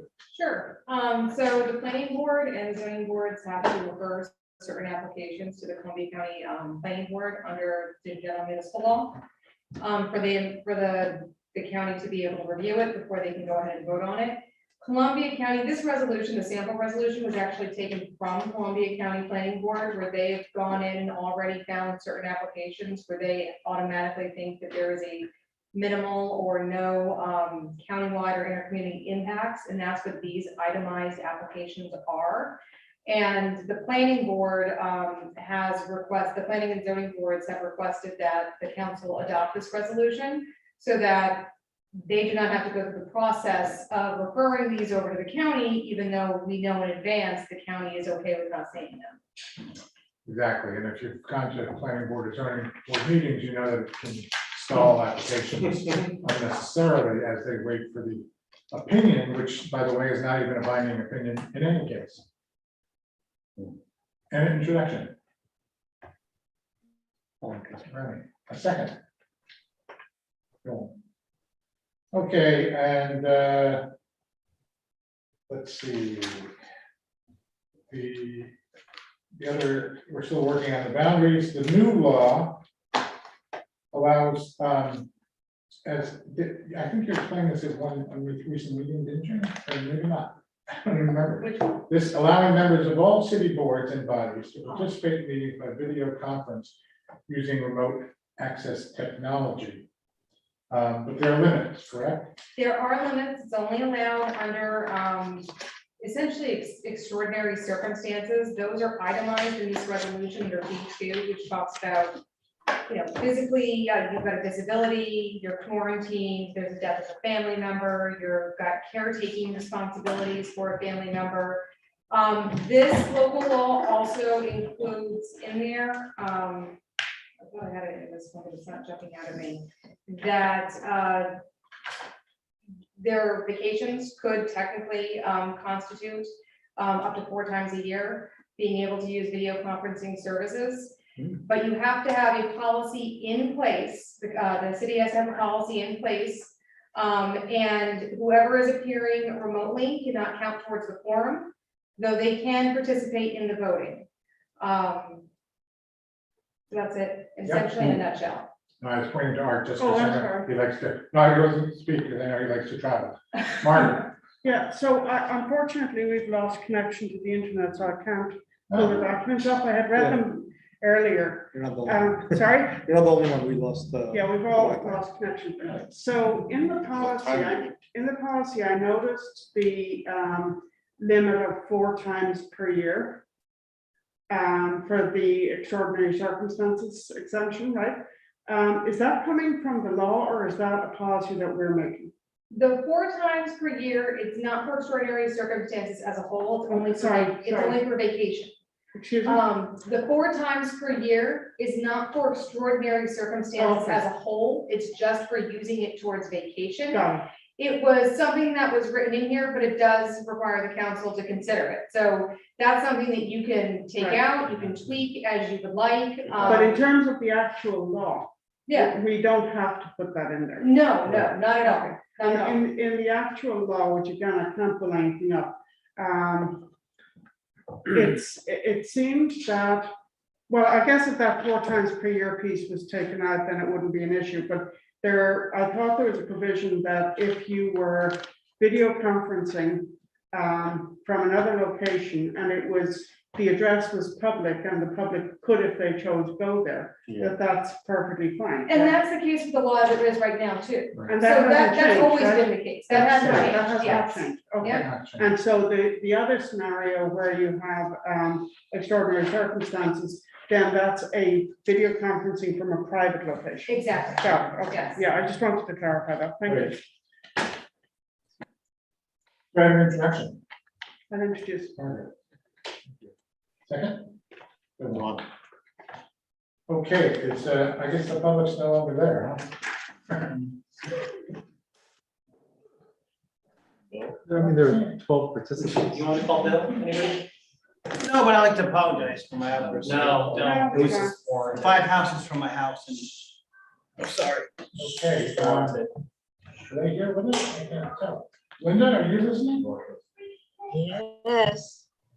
We are there. Any questions from the, I'm sorry, any new business from the council? Any new business from the public they'd like to raise? Okay.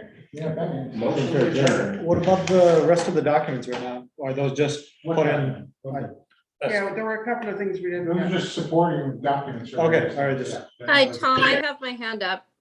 Oh, sorry, I did not see that. Motion for adjourn. Yeah, no, I paused because you said new business and this is not new business, it's old business, but then I put my hand up. So I would just really like to know, this is Verity, sorry. Sorry for the confusion. This is Verity Smith.